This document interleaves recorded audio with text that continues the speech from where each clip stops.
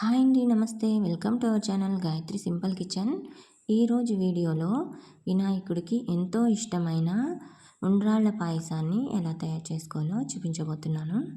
ఇలా ఉండ్రాళ్ళ పాయసాన్ని పాలు విరగకుండా అలాగే ఉండ్రాళ్ళు కూడా లోపల దాకా బాగా ఉడికేలాగా ఎలా తయారు చేసుకోవాలో ఈ వీడియోలో చూసేద్దాం. ఇక్కడ ఒక బౌల్ తీసుకొని అందులోకి 2 టేబుల్ స్పూన్ దాకా పచ్చి శనగపప్పుని యాడ్ చేసుకోండి.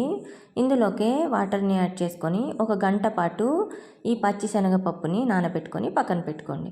ఇప్పుడు స్టవ్ ఆన్ చేసుకొని ప్యాన్ పెట్టుకొని అందులోకి 2 టేబుల్ స్పూన్ దాకా నెయ్యిని యాడ్ చేసుకోండి.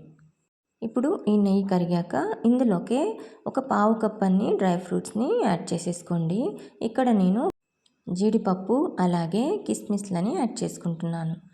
మీకు కావాలంటే ఇంకా మీకు కావాల్సినన్ని డ్రై ఫ్రూట్స్ని యాడ్ చేసుకోవచ్చు. ఇలా వీటన్నిటినీ మంటని మీడియం ఫ్లేమ్లో పెట్టుకొని ఇలా దోరగా వేయించుకోండి. ఇప్పుడు ఒక బౌల్లోకి తీసుకొని పక్కన పెట్టేసుకోండి. ఇప్పుడు ఇదే కడాయిలో 1 కప్పు దాకా నీళ్ళని వేసుకోండి.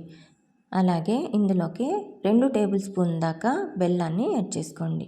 ఇలా బెల్లం వేసుకోవడం వల్ల మనకి ఉండ్రాళ్ళు అనేవి చప్పగా ఉండకుండా తీయగా వస్తాయి. ఇక్కడ బెల్లం అంతా కరిగిపోయాక ఇందులోకి మనం నానబెట్టి పెట్టుకున్న శనగపప్పుని సగం ఇందులోకి యాడ్ చేసుకోండి. మిగతా సగం పక్కన పెట్టేసుకోండి. ఇప్పుడు ఈ పచ్చి శనగపప్పుని మంటని లో ఫ్లేమ్లో పెట్టుకొని ఒక 5 నిమిషాల దాకా మూత పెట్టేసి ఉడకనివ్వండి. ఇప్పుడు 5 నిమిషాల తర్వాత మూత తీసేసి ఇక్కడ శనగపప్పు అనేవి ఇలా సగం దాకా బాగా ఉడికిపోయినాయండి.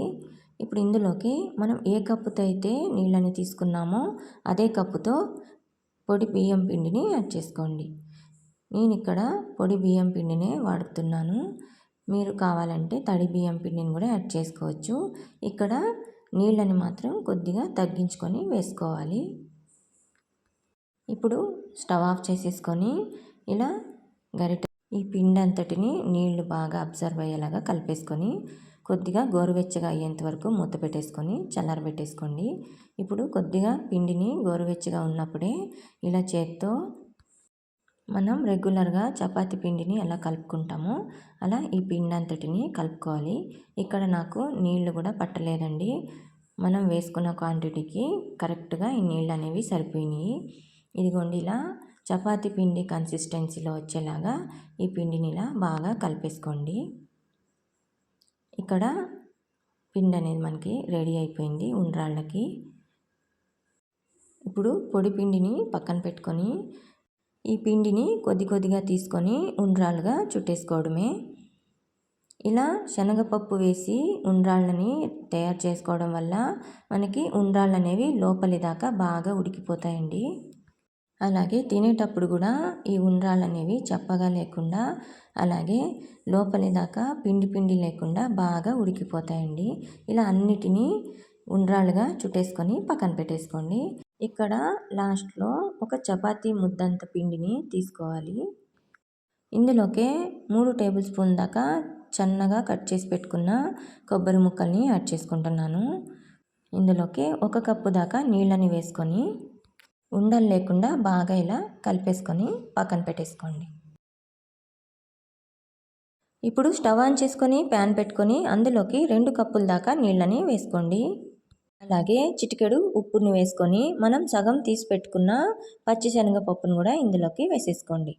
ఇలా మూత పెట్టేసుకొని ఒక 5 నిమిషాల దాకా ఉడకబెట్టుకుందాం.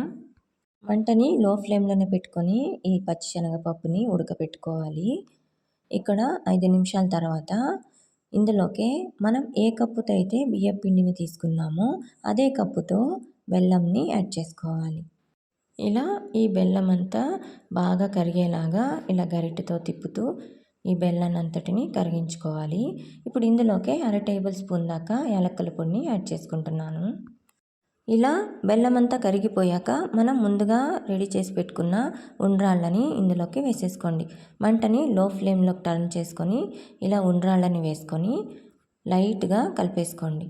నిదానంగా కదుపుతూ ఈ ఉండ్రాళ్ళని కలిపేసుకోండి. మరి ఎక్కువగా కదిపితే ఈ ఉండ్రాళ్ళు అనేవి విరిగిపోతాయి. ఇలా ఒక 5 నుంచి 10 నిమిషాల దాకా ఈ ఉండ్రాళ్ళని ఇలా ఉడకనివ్వండి. ఇదిగోండి ఒక 10 నిమిషాల తర్వాత ఈ ఉండ్రాళ్ళు అనేవి లోపలి దాకా బాగా ఉడికిపోయినాయండి. ఇప్పుడు మనం మిక్స్ చేసి పెట్టుకున్న ఈ బియ్యం పిండి మిశ్రమాన్ని ఇందులోకి వేసేసుకుందాం. ఇలా ఈ బియ్యం పిండి మిశ్రమాన్ని వేసుకోవడం వల్ల మనకి ఉండ్రాళ్ళ పాయసం అనేది మంచి టెక్స్చర్తో చిక్కగా వస్తుంది. ఇప్పుడు మంటని లో ఫ్లేమ్లో టర్న్ చేసుకొని మూత పెట్టుకొని ఒక 2 నిమిషాల దాకా ఉడకనిద్దాం. ఇలా 2 నిమిషాల తర్వాత ఇక్కడ మనకి పాయసం అనేది కొద్దిగా చిక్కబడింది.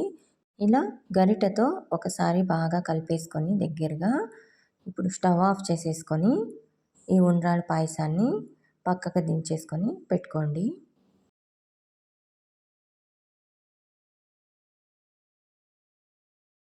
ఇక్కడ పక్కకి దించేసుకున్నాక ఇందులోకి మనం ముందుగా వేయించి పెట్టుకున్న డ్రై ఫ్రూట్స్ని ఇందులోకి వేసేసుకోండి.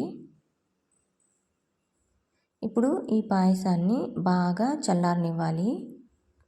ఈ పాయసం అనేది పూర్తిగా చల్లారాకే ఇందులోకి పాలని వేసుకోవాలి. ఇక్కడ పాయసం అనేది పూర్తిగా చల్లారిపోయింది. అలాగే ఈ పాలు కూడా కాచి చల్లారి పెట్టుకున్న పాలే యాడ్ చేసుకుంటున్నాను. ఇప్పుడు ఈ పాలని 1 కప్పు దాకా పాలని వేసేసుకోండి. ఇక్కడ మనకి పాయసం కానీ పాలు కానీ పూర్తిగా చల్లారాకే వేసుకున్నాము. ఇలా ఒకసారి గరిటెతో కలిపేసుకోవాలి. అంతేనండి, ఈజీగా చాలా సింపుల్గా ఉండ్రాళ్ళ పాయసాన్ని రెడీ చేసేసుకొని వినాయకుడికి ఈ ఉండ్రాళ్ళ పాయసాన్ని ఈసారి వినాయక చవితికి వినాయకుడికి నైవేద్యంగా పెట్టేసేయండి. ఇలా చిన్న చిన్న టిప్స్తో ఉండ్రాళ్ళ పాయసం అనేది చాలా రుచిగా తయారు చేసేసుకోవచ్చు. అంతేనండి. Thank you for watching my channel. Please subscribe చేయండి.